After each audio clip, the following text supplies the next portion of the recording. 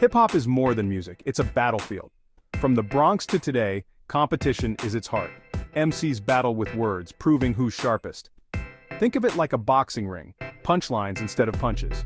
This is the tradition Lil Wayne was born into, and where he thrived. New Orleans is a city of rhythm and resilience. Music flows through its streets, shaping legends. This world shaped Dwayne Michael Carter Jr., Lil Wayne. From Hollygrove to Cash Money Records, he was relentless, hungry, and destined for greatness. The world had no idea what was coming. In hip-hop, silence is weakness. To be the best, you have to make noise, even if it means taking shots at the top. This is rap beef, not just drama, but a tool for legacy. For Lil Wayne, conflict fueled greatness. He challenged kings, proved himself, and turned rivalry into art. That's how a kid from Hollygrove remade the rap game. When Lil Wayne joined Cash Money, he was more than a new artist. He was a symbol of the label's ambition. The Hot Boys were local legends, and Wayne, the youngest, had to earn his stripes in the studio and on the streets. His youth made him unique, a secret weapon. He was hungry, fearless, and ready to conquer the world of hip-hop. Cash Money's success brought fame and fortune, but also tension. As money and egos grew, cracks formed. Loyalty was tested, and the Hot Boys split over money disputes. Lil Wayne stayed loyal to Birdman, becoming Cash Money's new face, ready to prove himself, alone. The Hot Boys breakup was loud and public, fought on wax with diss tracks flying. Lil Wayne didn't stay silent. He defended Cash Money fiercely, showing a new, aggressive side. Tested by conflict, Wayne emerged stronger, now the face of Cash Money, ready for bigger battles.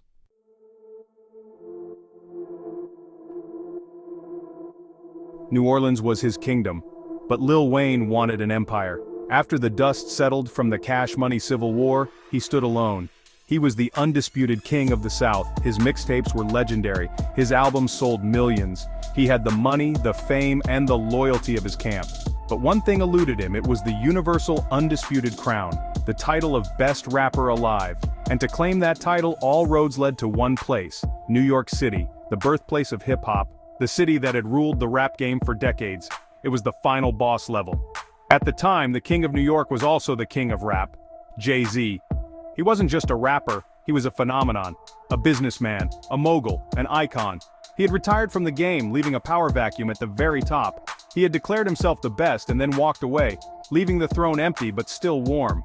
For an ambitious rapper like Wayne, this was an irresistible opportunity. It was a challenge. To be the best, you had to measure yourself against the best. Even a retired Jay-Z cast a long shadow over the entire industry. His name was the benchmark for greatness. Wayne's ambition was not quiet. It was loud and audacious. He started spending more time in New York. He started collaborating with New York artists. He was immersing himself in the culture, learning its language, and studying its champion. This wasn't just about music, it was a strategic invasion. He was bringing his unique southern flavor to the concrete jungle. He was showing them a different way to rap, a different way to be a star. He was an alien, a Martian, as he would later call himself, and he was here to take over their world respectfully but forcefully. This set the stage for one of the most interesting rivalries of the 2000s. It wasn't a beef born from street violence or personal disrespect. It was a clash of titans, a battle for legacy. It was the hungry young lion from the South challenging the established king of the East. It was a chess match played out on beats and in interviews. Lil Wayne knew that to get Jay-Z's attention, he couldn't just knock on the door, he had to kick it down. He had to make a statement so bold, so undeniable, that the king would have no choice but to look his way. Lil Wayne made his move, not with a diss track but by calling himself the best rapper alive. He said it in interviews, rhymed it in songs, and put it on his album cover. It was a direct challenge to Jay-Z, sparking debate everywhere.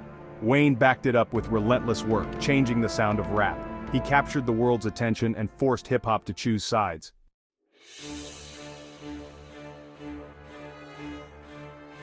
The war of words began subtly. It was a cold war fought with subliminal disses and clever wordplay. Jay-Z couldn't ignore the noise forever. He was planning his comeback album. The king was returning to reclaim his throne. And yeah, he had a few things to say about the contenders who had gotten comfortable in his absence. On the song, Trouble, he rapped, "The game's a mess, I'm like the principal in this bitch." It was a clear shot at the younger generation, a reminder of who was really in charge. He didn't have to say Wayne's name, everybody knew who he was talking about. Lil Wayne was never one for subtlety, His responses were more direct, more playful, but just as sharp.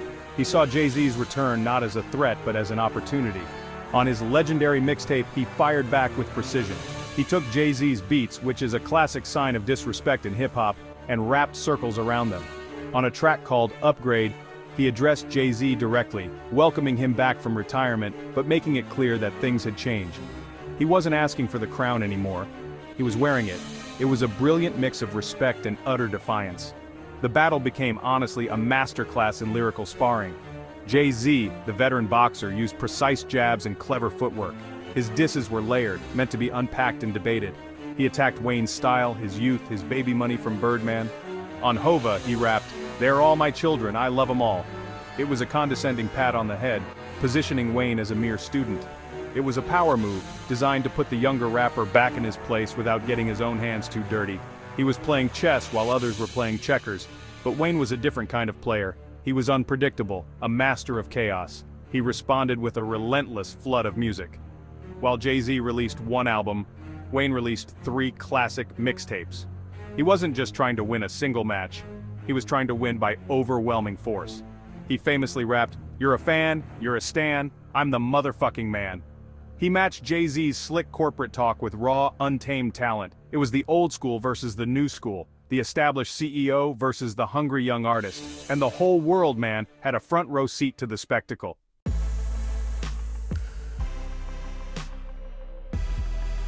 The conflict reached its boiling point with a single beat. Jay-Z released his comeback single, "Show Me What You Got." It was a powerful, horn-driven track produced by Just Blaze. It was meant to be the grand entrance of the returning king. The song was everywhere, it was inescapable. It was Jay-Z's statement to the world that he was back and better than ever. The song was an event, a celebration of his return to power. But for Lil Wayne it was something else entirely. It was an invitation. It was a target. In a move of legendary audacity, Lil Wayne took the "Show Me What You Got" instrumental and recorded his own version. This wasn't just a freestyle, it was a declaration of war. He released it and it was an absolute lyrical massacre. For nearly 3 minutes he delivered one of the best performances of his career. The flow was insane, the punchlines were relentless, and the confidence was off the charts. He didn't just borrow the beat, he hijacked it. He made it his own. He essentially told Jay-Z, "Thank you for the platform, now watch me build a skyscraper on it." This act of beat jacking was the ultimate power move in their lyrical chess match. It was the checkmate. Wayne proved his point in the most effective way possible. He showed the world that he could not only compete with the king, but could arguably outperform him on his own signature song. The hip-hop community was stunned. Debates raged. A lot of people argued that Wayne's version was superior. He had taken the king's weapon and turned it against him. It was a moment that cemented Wayne's claim. He wasn't just the best rapper alive in his own mind anymore. He had made a compelling public case. The beef never escalated into genuine hatred. It remained a competition of skill, a rivalry between 2 of the greatest minds in rap history. Jay-Z, ever the strategist, eventually acknowledged Wayne's talent, even collaborating with him on the track Mr. Carter. The song served as a symbolic passing of the torch. It was an acknowledgement from the king that the young prince had earned his respect. Lil Wayne had taken on the biggest name in the game and had fought him to a standstill. He had proven his point. The throne was his for the taking. The battle was over, and a new era in hip-hop had begun. The Clipse and Cash Money feud wasn't just about rap, it was a clash of ideologies. The Clipse, Virginia street poets, saw themselves as purists, while Cash Money flaunted flash and swagger.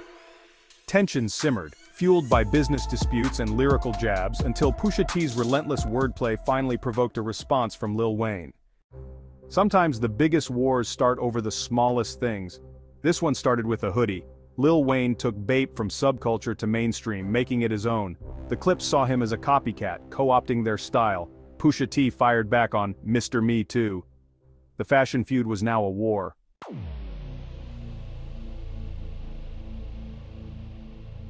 After Mr. Me Too, the beef simmered. Subliminal jabs, whispered threats, tension mounting. But Pusha T doesn't whisper for long. In 2012, now on Kanye's Good Music, he made his move. He dropped Exodus 23:1, a title warning, a biblical shot, "You shall not spread a false report." The track was cold, calculated, and brutal.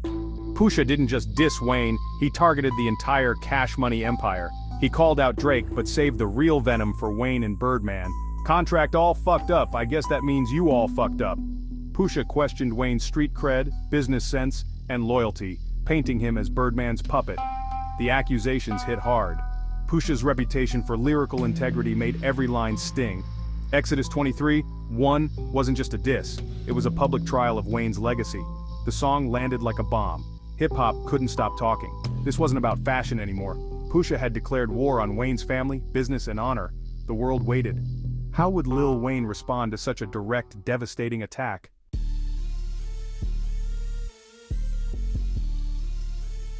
Lil Wayne fired back fast, but not as expected. No chess moves, no lyrical masterpiece. Instead, he dropped ghoulish, pure, unfiltered rage. From the first line, "Fuck Pusha T and anybody that love him," it was clear this was a street fight, not a rap battle. Wayne sounded furious, his flow frantic, punchlines blunt. He dismissed Pusha as irrelevant, not worth a real battle. The hip-hop world was underwhelmed. They wanted wit, not event. But ghoulish was authentic. Wayne wasn't playing Pusha's game. He was flipping the table. He responded with raw emotion, not calculation. The beef never truly ended, but this moment showed a new side of Wayne, vulnerable, rattled, human. Even the best rapper alive could be pushed to his limit. The Pusha T battle revealed a raw nerve beneath the Martian bravado.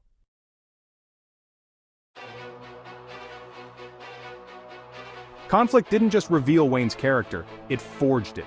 Every battle was a crucible, pushing him to work harder, innovate, and defend his throne. The Jay-Z chess match forced him to prove his greatness with relentless output. The Pusha T beef exposed his vulnerability, showing that sometimes raw emotion is as powerful as clever wordplay. Wayne learned to control the narrative, casting himself as the protagonist in every feud. Against Jay-Z, he was the ambitious challenger. Against Pusha, the untouchable rock star. He turned real-life drama into chapters of his own legend. Not every battle was won with bars. Sometimes defiance was enough. Through conflict, Wayne became both myth and man. He wasn't just in the drama, he authored it.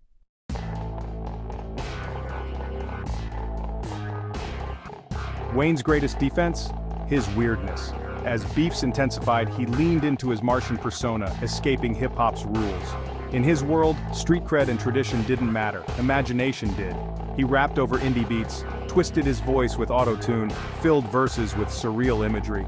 While rivals chased realness, Wayne chased the bizarre. His unpredictability became armor, attacks on his credibility bounced off. He was always one step ahead, changing shape, setting trends. Wayne redefined what a rapper could be, gangster, pop star, lyrical genius all at once. He turned eccentricity into strength, creating a lane only he could occupy. By refusing to conform, he left rivals fighting for a throne he'd already outgrown.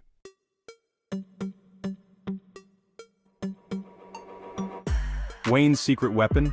Relentless work ethic delivered through mixtapes. While rivals crafted albums, Wayne flooded the streets with classics. Free, fast, and fearless. Mixtapes were his lab, his diary, his battlefield. He responded to disses in real time, jacked rivals' beats, and proved his lyrical dominance. The mixtape era made him inescapable.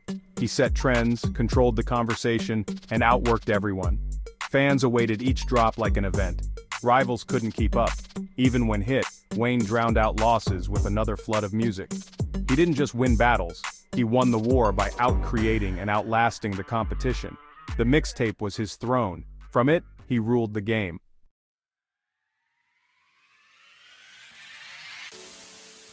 Hip-hop's story can't be told without Lil Wayne. His influence is everywhere. Melodic flows, auto-tune, face tattoos, genre bending. Today's stars are his direct descendants. Young Thug, Juice WRLD, Post Malone, all follow his blueprint. Wayne made weirdness a superpower, showed that a rapper could be anything. His battles became masterclasses. Ambition needs work ethic, authenticity is a battlefield. He taught the next generation to break boxes, to be everything at once. Wayne's greatest gift was freedom. He kicked down doors and invited everyone to be themselves. The sound of modern hip-hop echoes his creative courage. He broke the rules and built a new world for those who followed. Lil Wayne didn't just change rap, he redefined what it means to be an artist. Lil Wayne's rivalries weren't just about disrespect, they defined him. The battles sharpened his identity, fueling his greatest growth. He turned every diss and doubt into art, proving greatness is thriving through struggle. His legacy?